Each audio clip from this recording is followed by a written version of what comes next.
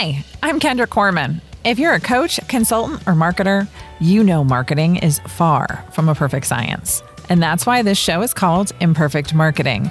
Join me and my guests as we explore how to grow your business with marketing tips and, of course, lessons learned along the way.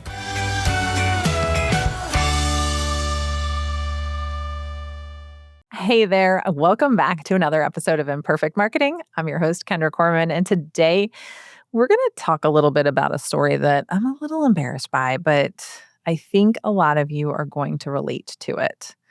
A while back, and I'm saying years, like before the podcast years ago, I went dark. I don't mean I missed a week of social posting. I mean, I was gone months. No emails, no LinkedIn, no podcast because I didn't have one, no nothing.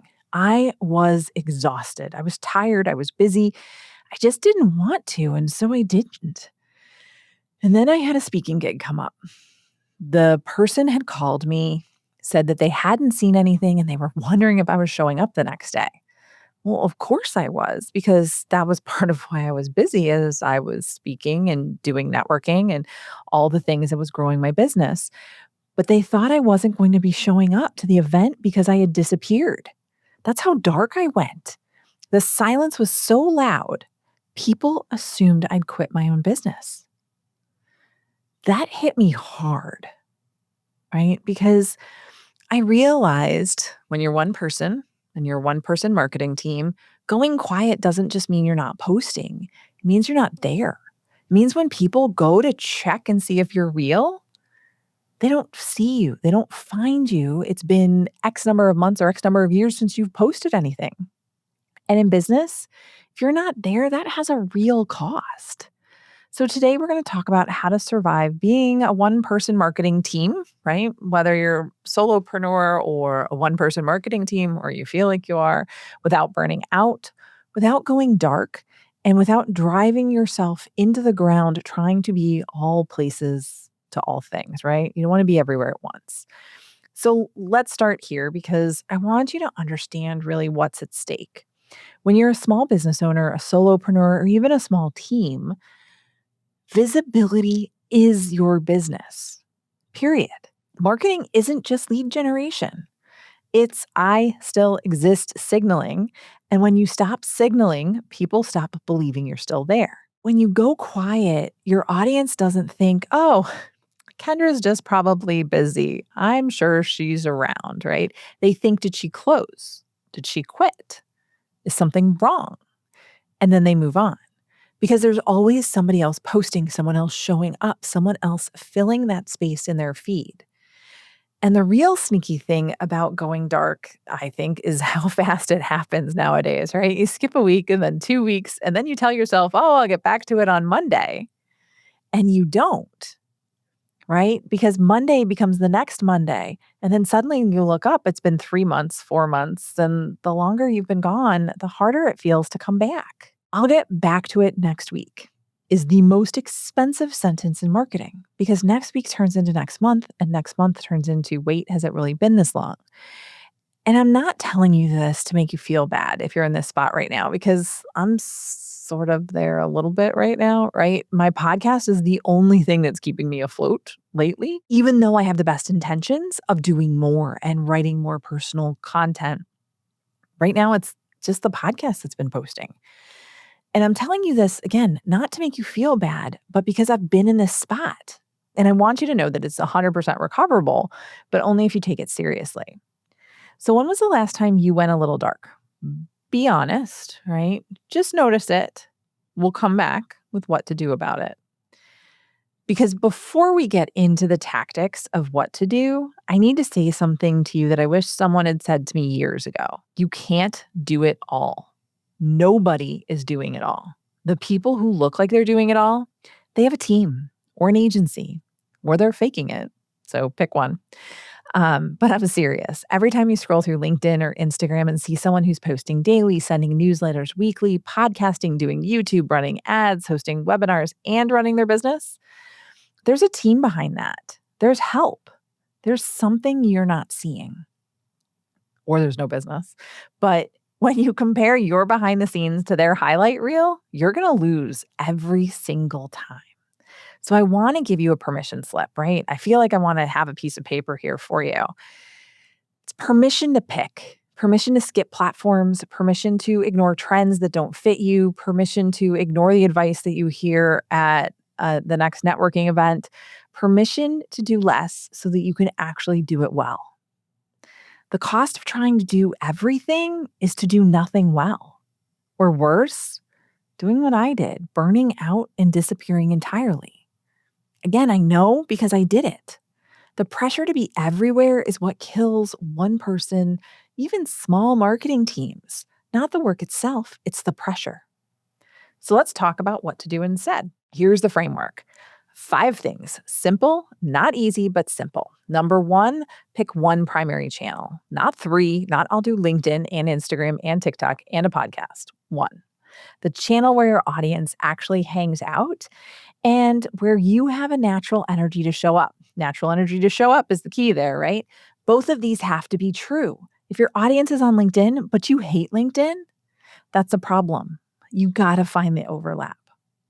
And then master one channel before you add a second.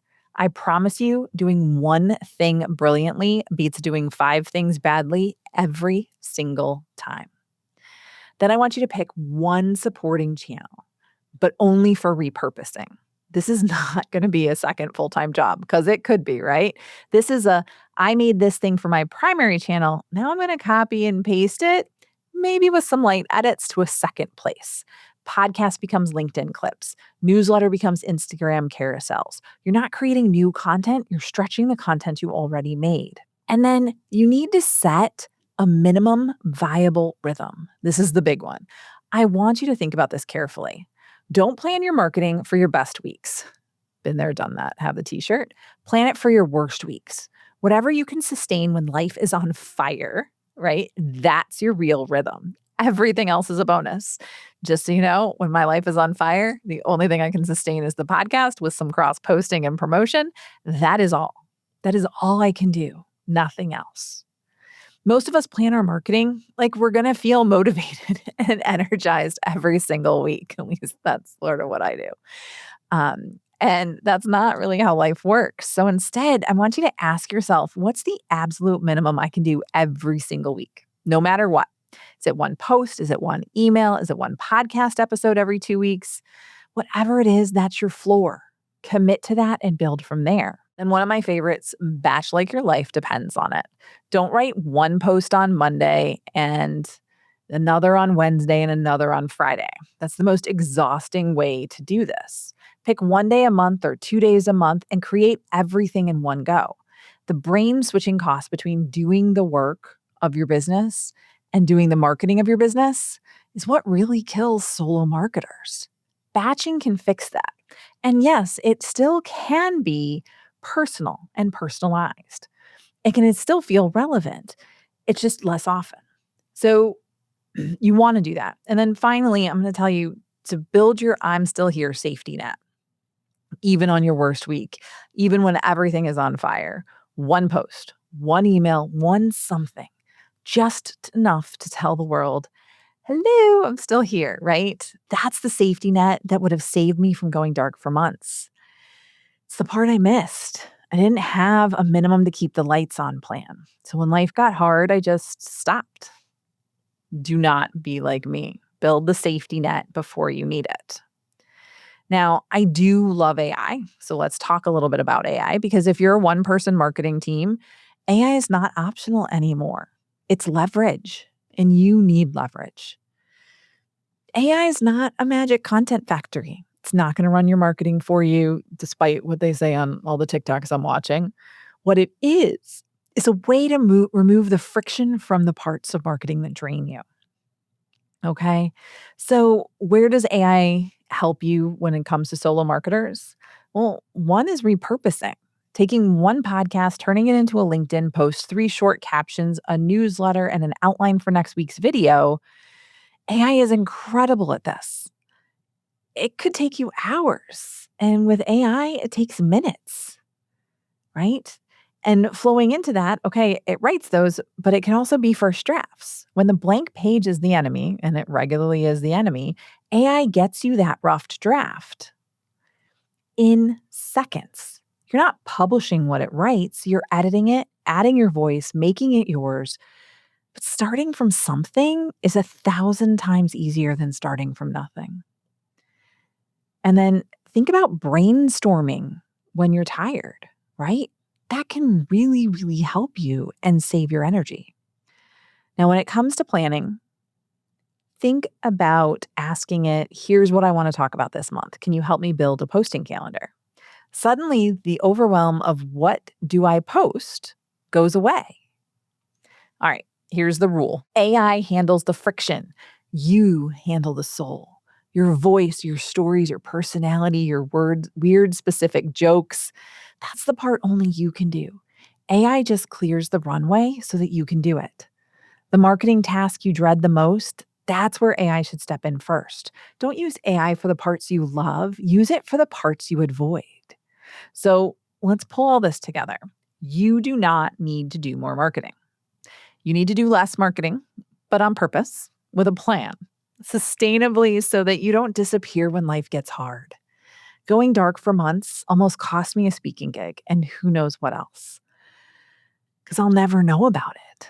Don't let that be your story. So now let's talk about 3 action steps for you this week. 1, pick your one primary channel. Just one, not more than one. Write it down. I want you to commit for the next 90 days before you even think about adding another. Number 2, what is your minimum viable rhythm? What can you sustain on your worst week? That's your floor, not your goal. It's your floor. Anything above that's a win. 3, I want you to identify one marketing task you dread. I want you to hand it to AI starting on Monday. Just one, see what happens. That's it. Not 10 things, just 3. Because if I gave you 10, you wouldn't do any of them. And I actually want you to do these. Now, before you go, I'd love to hear your I Went Dark story if you have one. I told you mine. Tell me yours. Send me a DM, email, tag me on LinkedIn, wherever you find me, because I'm not going to judge you. I'm literally the worst offender, unfortunately. And if I get enough good ones, I might do a little follow-up episode where we can talk about how people came back from going dark. If this episode hit home or you know somebody that it would relate to, send it to one other marketing team that you know. They need to hear it too. Until next time, have a great rest of your day.